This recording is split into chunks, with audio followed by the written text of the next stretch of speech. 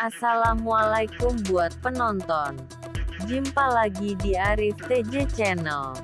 Baru-baru ini Bas MPM menjadi buah bibir. Bas Mutia Putri Milya jadi trending topik semenjak masuk ke karoseri Adi Putro. Bagaimana tidak? Unit baru rilisan karoseri Adi Putro ini dikabarkan memiliki fasilitas ekstra. Ya, ekstra ada 5 unit dikabarkan akan diboyong ke Sumbar. Kalau set leg race itu pasti. Tapi ada fitur-fitur tambahan yang membuat MPM sedikit berbeda, ungkapan salah satu narasumber. Tambahan. Dikabarkan Bas ini akan rilis pertengahan bulan Februari ini. Kita tunggu saja. Jaya selalu untuk Bas urang Minang. Dan terus berikan yang terbaik untuk urang rantau.